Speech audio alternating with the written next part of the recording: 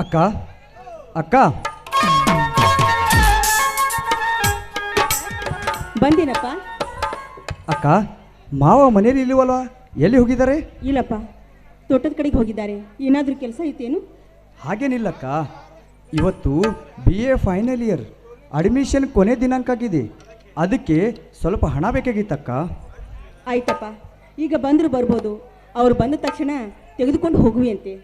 ಆಯ್ತಕ್ಕ, ನೀ ಹೇಳ್ದಂತೆ ಆಗಲಿ. ಅರೆ ಮಾವ ಬಂದೇ ಬಿಟ್ರು ಅಲ್ಲ?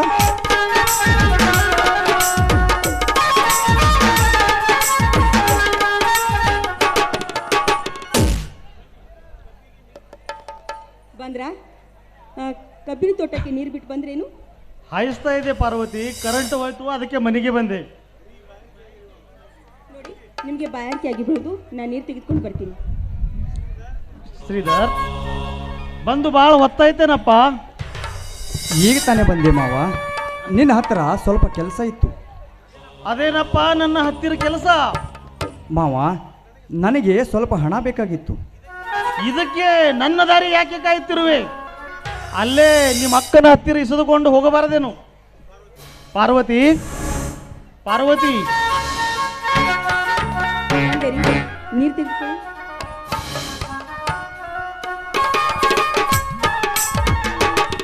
ಪಾರ್ವತಿ, ಆ ಶ್ರೀಧರ್ ಕೇಳುವುದು ಹಣ ಕೊಡಬಾರದೆ?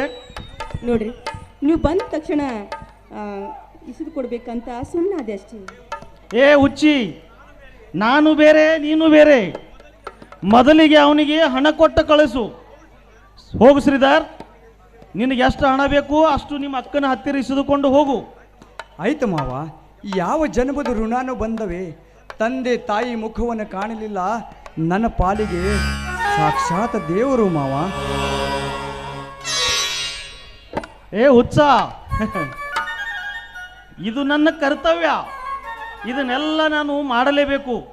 ಹೋಗು, ನಿನಗೆ ಎಷ್ಟು ಊಟ ಮಾಡಿ ನಿನಗೆ ಎಷ್ಟು ಹಣ ಬೇಕು ಅಷ್ಟು ಹಣ ಇಸಿದುಕೊಂಡು ಹೋಗು. ಹೋಗು ಪಾರ್ವತಿ, ಹೋಗು.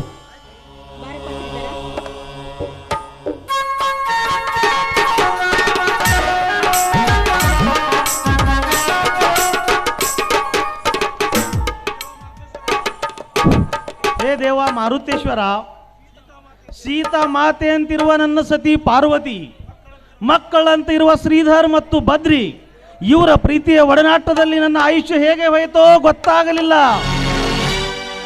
ನಾನು ಮುಂದೆ ಈ ದೇವರಿಗೆ ನನಗೆ ಮಕ್ಕಳು ಕೊಡುವಂತ ಕೈ ಚಾಚುವುದಿಲ್ಲ. ಅದರ ಬದಲಾಗಿ ಶ್ರೀಧರ್ ಮತ್ತು ಬದ್ರಿ ಇವರಿಬ್ಬರಿಗೆ ಒಳ್ಳೆಯ ಆಯುಷ್ಯ ಕೊಡುವಂತೂ ಕೇಳಿಕೊಳ್ಳುತ್ತೇನೆ.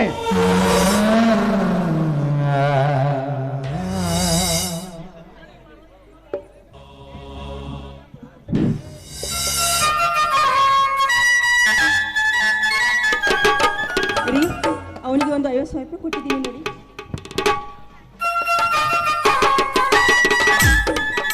ಶ್ರೀಧರ್, ಸಾಕೋ ಅಥವಾ ಇನ್ನೂ ಬೇಕೋ? ಸಾಕು ಮಾವ, ನಾನು ಇನ್ನು ಕಾಲೇಜ್ಗೆ ಹೋಗಿ ಬರುತ್ತೀನಿ. ನನ್ನ ಆಶೀರ್ವಾದ ಮಾಡಿ ಮಾವ. ಆಯ್ತು, ಆಗಲಪ್ಪ, ಹೋಗಿ ಬಾ.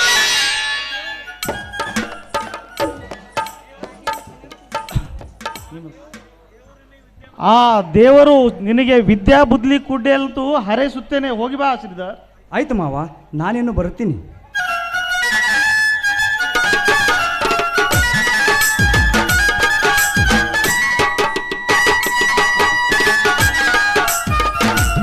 ಪಾರ್ವತಿ, ನಿನ್ನ ತಮ್ಮ ಶ್ರೀಧರ್ ಹೋದಂತಾಯ್ತು.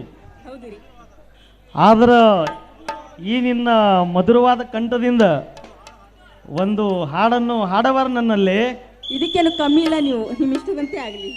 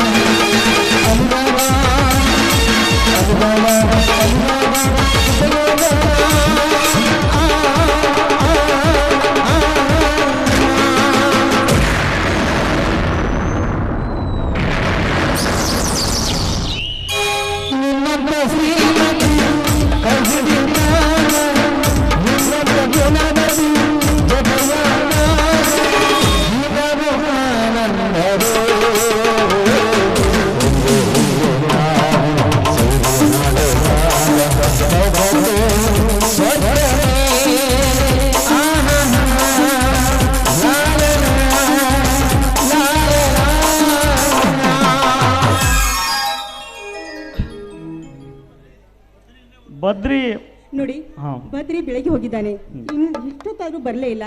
ಅವನಿಗೆ ಹಸಿವಾಗಿರ್ಬೋದು. ನಾನು ಬುತ್ತಿ ತೆಗೆದು ಆಯ್ತು, ಬರ್ತೀನಿ. ನಡೆ ಪಾರ್ವತಿ. ನೀವು ಊಟ ಮಾಡಿದ್ರಂತೆ.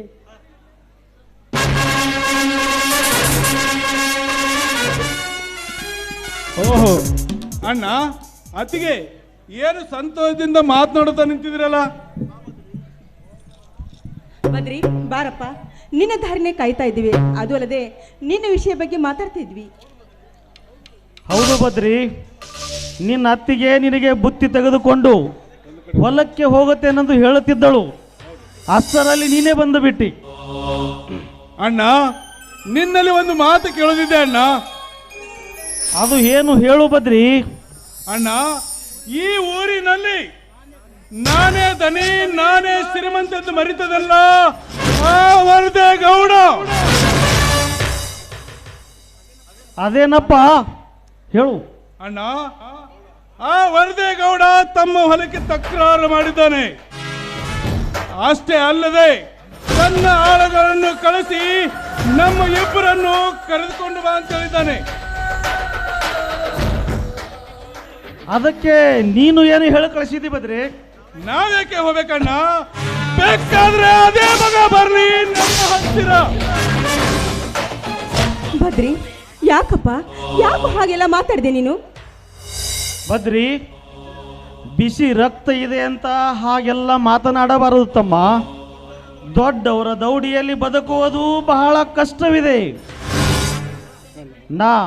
ನೀವು ಊಟ ಮಾಡಿ ರೆಸ್ಟ್ ತೆಗೆದುಕೊಳ್ಳಿ, ನಾ ಹೋಗಿ ಬರುತ್ತೇನೆ. ಅಣ್ಣ, ನೀನು ಒಬ್ಬನೇ ಹೋಗುದು ಬೇಡಣ್ಣ, ಬೇಡ. ಬೇಕಾದ್ರೆ ಅದೇ ಮಗ ಬರ್ಲಿ ನಮ್ಮ ಮನೆ ಬಾಗಿಲುವರೆಗೆ. ಆ ಹೊಲಸ ಬಾಗಿಲನ್ನು ತುಳಿದು ಬೇಡಣ್ಣ, ಬೇಡ. ಅಣ್ಣ, ನೀನು ಒಬ್ಬನೇ ಹೋಗುದು ಬೇಡ. ಬೇಕಾದ್ರೆ ನಾನು ಬರುತ್ತೇನೆ. ಬೇಡಪ್ಪ ಬೇಡ, ನೀನು ಬಂದರೆ ಆ ವಿಷಯ ವಿಕೋಪಕ್ಕೆ ಹೋಗುತ್ತದೆ. ನಾನೊಬ್ಬನೇ ಹೋಗುತ್ತೇನೆ. ಅಣ್ಣ, ಅಣ್ಣ ನಿಂದ್ರಣ್ಣ, ನಾನು ಬರುತ್ತೇನೆ. ಅಣ್ಣ, ಓ ಹೋಗ್ಬಿಟ್ರಾ?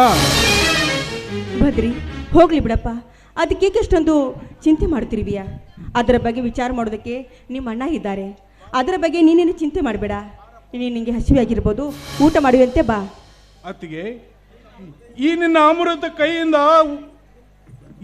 ಅಮೃತ ಕೈಯಿಂದ ಊಟ ಬಡಿಸತ್ತಿಗೆ ಎಷ್ಟು ದಿನವಾಯ್ತು ಊಟನೇ ಮಾಡಿಲ್ಲ. ಆಯ್ತಪ್ಪ, ಅದಕ್ಕೇನಂತೆ. ಸ್ವಲ್ಪ ಕುಳಿತುಕೋ, ನಾನು ಹೋಗಿ ಊಟದ ತಟ್ಟೆ ಹಚ್ಕೊಂಡು ಬರ್ತೀನಿ.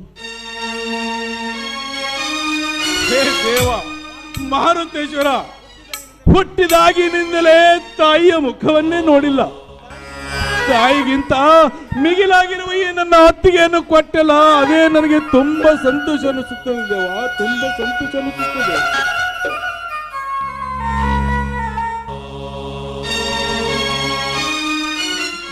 ಬದ್ರಿ, ಕುಳಿತುಕೋ, ಊಟ ಮಾಡ್ತೀನಿ.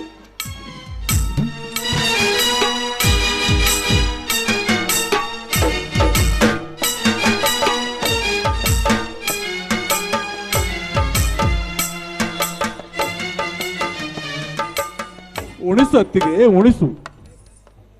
ಈ ನಿನ್ನ ಕೈ ತುತ್ತು ಉಂಡರೆ 10 ಆನೆಯ ಬಲ ಬಂದಂತಾಗುತ್ತದೆ ಈ ನಿನ್ನ ಮೈದುರಿಗೆ. ಅತ್ತಿಗೆ ಅಮ್ಮ, ಊಟ ಮಾಡುವಾಗ ಅದು ಯಾವುದೊಂದು ಹಾಡು ಹಾಡ್ತೀವಲ್ಲ, ಅದನ್ನು ಹಾಡಮ್ಮ. ಆಯ್ತಪ್ಪ, ನೀನು ಕುಳಿತುಕೋ, ಹೊಟ್ಟೆ ತುಂಬ ಊಟ ಮಾಡು, ನಾನು ಹಾಡು ಹೇಳ್ತೀನಿ.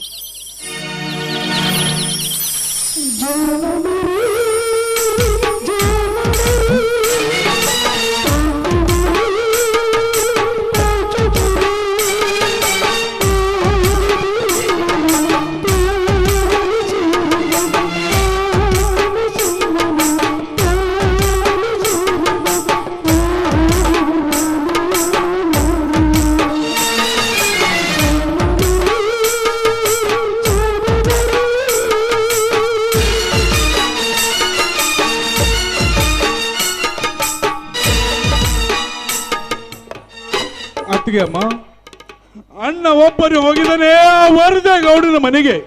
ಅತ್ತಿಗೆ ಅಮ್ಮ, ನಾನು ಹೋಗಿ ಬರುತ್ತೇನೆ.